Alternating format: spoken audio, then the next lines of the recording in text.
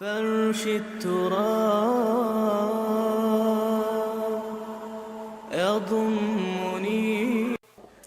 اس قالت الملائکۃ، اب آگے چلیے، اور جب کہ کہا فرشتوں نے یا مریم اے مریم ان اللہ یبشرک بکلمۃ منہ، یبشرک بکلمۃ منہ، اللہ بشارت دے رہا ہے تمہیں اپنے ایک کلمے کی، اس کلمے کا جی مراد ہے بیٹے کی، اسمہ، اس کا نام ہوگا المسیح عیسی ابن مریم، مسیح عیسیٰ ابن مریم، وجیہا فی الدنیا، وہ دنیا میں بھی بہت باعزت ہوگا، والآخرہ، اور آخرت میں بھی، ومن المقربین، اور وہ اللہ کے بہت ہی مقرب بندوں میں سے ہوگا، ویکلم الناس فی المہد وکہلا، اور وہ لوگوں سے گفتگو کرے گا ماں کی گود میں بھی اور پوری عمر کو پہنچ کر بھی، ومن الصالحین، اور وہ نیک بندوں میں سے ہوگا۔ اب یہ ہے کہ جو حضرت مسیح کی جو خوشخبری حضرت مریم کو دی گئی ہے، اب اس میں نوٹ کیجئے، پہلی بات وہی کلمہ جس کے لیے آیا تھا کہ حضرت یحییٰ کے بیٹے، جو حضرت یحییٰ جو ہے زکریا کے بیٹے، وہ تصدیق کریں گے اب اللہ کے کلمے کی۔ وہ کلمہ کون ہے؟ حضرت مسیح ہے، جن کی نبوت کی تصدیق پھر حضرت یحییٰ نے کی ہے۔ کلمۃ منہ، ان کا نام ہوگا مسیح عیسیٰ ابن مریم، وجیہا فی الدنیا والآخرہ، دنیا اور آخرت دونوں میں صاحب عزت ہوں گے، ومن المقربین، اور اللہ کے بہت مقرب لوگوں میں سے ہوں گے، ویکلم الناس فی المہد وکہلا، وہ ماں کی گود میں ہوتے ہوئے بھی لوگوں سے بات کریں گے۔ یہ سورہ مریم میں ہم تفصیل سے، کیونکہ وہ مکی صورت ہے، اس میں تفصیل سے آ چکا ہے، انی عبداللہ آتانی الکتاب وجعلنی نبیا، اس لیے کہ جب حضرت مریم لے کر آئی تھی حضرت مسیح کو، جب بستی میں واپس آئی اور لوگوں نے انگلیاں اٹھائی اور کہا یا مریم یہ تم نے کیا کیا، لقد جئت شیئا امرا، تم نے تو بہت برا کام کیا ہے۔ تو اس وقت جو ہے پھر انہوں نے کہا تھا فاشارت الیہ، اچھا خود اسی سے پوچھ لو یہ کون ہے۔ قالوا کیف نکلم من کان فی المہد صبیا، اور کہا ہم کیسے پوچھ لیں اس سے، کیسے بات کریں اس سے جو بچہ ہے ابھی گود کے اندر ہے، یہ پالنے میں پگھوڑے کے اندر ہے، اس سے کیسے بات کریں۔ اس وقت اللہ تعالیٰ نے معجزانہ طور پر حضرت مسیح کو قوت گویائی عطا کی، اور ان کا قال انی عبداللہ آتانی الکتاب وجعلنی نبیا وجعلنی مبارکا اینما کنت واوصانی بالصلاۃ والزکاۃ ما دمت حیا وبرا بوالدتی ولم یجعلنی جبارا شقیا والسلام علی یوم ولدت ویوم اموت ویوم ابعث حیا۔ یہ ساری گفتگو، جو ساری تقریر حضرت مسیح کی ہے، جو انہوں نے اس وقت ایک انفنٹ کی حیثیت سے، ایک چھوٹے سے بچے کی حیثیت سے کی ہے، وہ سورہ مریم میں آ چکی ہے۔ یہاں فرمایا یکلم الناس فی المہد، لیکن اس میں ایک لفظ کا اضافہ کر دیا وکہلا، اور بڑی عمر کو پہنچ کر بھی بات کرے گا۔ حالانکہ یہاں سوال پیدا ہوتا ہے کہ بڑی عمر تو سبھی بات کرتے ہیں، تو یہاں خاص کیا بات ہے؟ یہ در حقیقت اشارہ ہے اس پر کہ وہ کہولت کی عمر بھی عیسیٰ پر آئے گی۔ حالانکہ عیسیٰ جب کہ اٹھا لیے گئے، یا جو عیسائیوں کا اور یہودیوں کا جو عقیدہ ہے کہ وہ صلیب دے دیے گئے، تو اس وقت ان کی عمر صرف 33 برس تھی، وہ کہولت میں نہیں آئے تھے۔ 40 برس کی عمر تک بھی عربی زبان کے اعتبار سے وہ شاب ہوتا ہے، جوان۔ کہولت آتی ہے 50 کے بعد، تو گویا کہ حضرت مسیح علیہ السلام پر کہولت بھی آئے گی جو اب تک نہیں آئی ہے۔ اس میں گویا کہ اشارہ ہے حضرت مسیح کی آمد ثانی کا، کہ دوبارہ وہ آئیں گے اور اس پختہ عمر کو بھی پہنچیں گے کہ جس عمر میں عام لوگ بھی گفتگو کرتے ہیں، تو حضرت مسیح علیہ السلام بھی اس عمر میں بھی گفتگو کریں گے، جیسے کہ انہوں نے بالکل بچپن میں کی تھی جبکہ وہ ماں کی گود میں تھے یا پنگوڑے پالنے میں تھے۔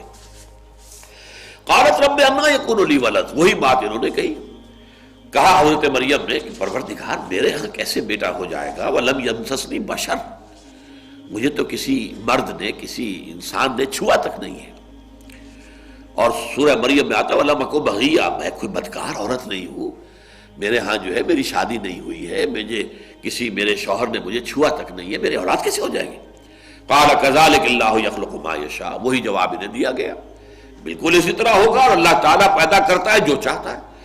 اللہ جو ہے وسائل کا محتاج نہیں ہے، ذرائع کا محتاج نہیں ہے، وسائل اور ذرائع اس کے محتاج ہیں، اللہ کسی کا محتاج نہیں ہے۔ وہ تمام قوانین جو ہے اس نے بنائے ہیں، وہ جب چاہے قوانین کو توڑ دے۔ خرق عادت، اپنے خصوصی اختیار کا اظہار جب چاہے جس شکل میں چاہے کر دے۔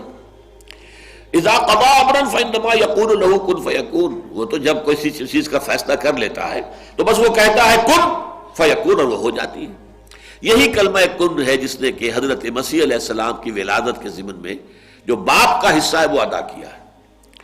وَيُعَلِّمُهُ الْكِتَابَ وَالْحِكْمَةَ وَالتَّوْرَاةَ وَالْإِنْجِيلَ، اور اللہ سکھائے گا اس کو، یعنی حضرت عیسیٰ کو، ابھی یہ ساری وہی پیشن گوئی چل رہی ہے حضرت مریم ہی سے بات کرتے ہوئے، وَيُعَلِّمُهُ، اور سکھائے گا اس کو کتاب بھی اور حکمت بھی، یعنی تورات اور انجیل۔ اب یہاں پہ جو تین واو آئے ہیں، کتابہ والحکمہ، ایک پہلا واو آ گیا، والتورات دوسرا واو آ گیا، والانجیل تیسرا واو آ گیا۔ پہلا اور تیسرا واو جو ہے یہ واو عطف ہے، اور درمیانی واو جو ہے یہ واو تفسیر ہے، یعنی اللہ سکھائے گا انہیں تورات اور حکمت، یعنی اللہ سکھائے گا کتاب اور حکمت، یعنی تورات اور انجیل۔ اس لیے کہ تورات صرف کتاب ہے، انجیل صرف حکمت ہے۔ یہ بہت اہم نکتہ ہے، اس کو نوٹ کر لیجئے۔ تورات میں قوانین تھے، ڈوز اینڈ ڈونٹس، یہ کرو یہ نہ کرو۔ حکمت، دانائی، یہ ابھی نوع انسانی جو ہے عہد طفولیت میں تھی، وہ دانائی اور حکمت کی تلقین اسے کی ہی نہیں جا سکتی تھی۔ بچے کو آپ فلسفہ نہیں پڑھا سکتے، ہاں بچے کو آپ تاریخ کے حقائق بتا سکتے ہیں کہ فلاں سن میں یہ ہوا، فلاں سن میں یہ ہوا، کیوں ہوا، کیا اس کے وجوہات تھیں، کیا اسباب تھے، کیا اس کے عوامل تھے۔ یہ چیزیں جو ہے تو فلسفہ تاریخ جو ہے وہ تو بڑے اونچا لیول پر جا کے پڑھایا جائے گا۔ تو کتاب جو ہے یہ ہے قانون، شریعت، اور حکمت ہے وہ دانائی، انڈر لائنگ وزڈم، اس قانون کے، ان احکام کے پیچھے، حکم کے پیچھے حکمت ہے۔ اس حکمت کی تعلیم جو ہے وہ بچپن میں نہیں دی جا سکتی، اگرچہ احکام دیے جا سکتے ہیں۔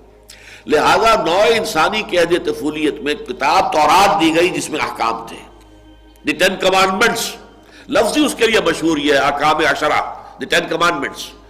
لیکن پھر حضرت عیسیٰ کے زمانے تک نوع انسانی اس درجے پختہ ہو چکی تھی کہ اسے حکمت بھی تعلیم بھی دی گئی۔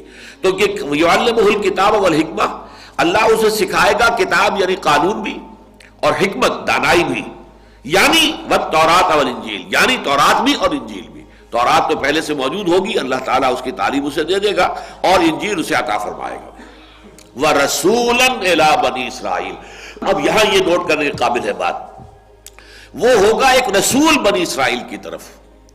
جب یہ دو کنٹمپریریز ہمارے سامنے آتے ہیں، حضرت یحییٰ، لیکن ان کے لیے آخری لفظ جو آیا ہے وہ نبیًّا من الصالحین، وہ صالحین میں سے نبی ہوں گے، ٹھیک۔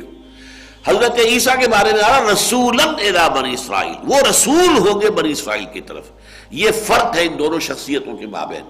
حضرت یحییٰ نبی ہے، رسول نہیں ہے۔ حضرت عیسیٰ رسول ہے، لہذا حضرت یحییٰ قتل کر دیے گئے۔ ایک ڈانسنگ گرل جو ہے اس کی فرمائش کے اوپر بادشاہ نے حکم دے دیا اور حضرت یحییٰ کا سر قلم کر کے اور طباق میں رکھ کر پیش کر دیا گیا، ہو گیا۔ حضرت عیسیٰ کو قتل نہیں کر سکتے تھے، وما قتلوہ یقینا، اس لیے کہ وہ تو اللہ کے رسول تھے، لہذا اللہ نے انہیں زندہ اٹھا لیا۔ ان کے اوپر کوئی بھی مرحلہ جو ہے وما قتلوہ وما صلبوہ ولکن شبہ لہ، یہ فرق نوٹ کر لیجئے کہ نبی جو ہے وہ قتل ہو سکتا ہے، رسول ہرگز قتل نہیں ہو سکتا، چاہے اس کی اپنی کتنی ہی خواہش ہو۔ حضور کی اتنی شدید خواہش تھی کہ میں اللہ کی راہ میں قتل ہو جاؤں، لَوَدِدْتُ أَنْ أُقْتَلَ فِي سَبِيلِ اللَّهِ ثُمَّ أُحْيَىٰ ثُمَّ أُقْتَلَ ثُمَّ أُحْيَىٰ ثُمَّ أُقْتَلَ۔ اب آپ اندازہ کیجئے کتنی شدید خواہش ہے۔ میری بڑی خواہش ہے کہ میں اللہ کی راہ میں قتل ہو جاؤں، پھر مجھے زندہ کیا جائے، پھر میں قتل ہو جاؤں، پھر مجھے زندہ کیا جائے، لیکن یہ خواہش پوری نہیں ہو سکتی۔ کیوں؟ کہ اللہ کا قانون جو ہے اس کے خلاف ہے۔ یہ رسول وہ مغلوب نہیں ہو سکتا، مقتول کیسے ہوگا؟ ہاں نبی قتل ہو سکتا ہے۔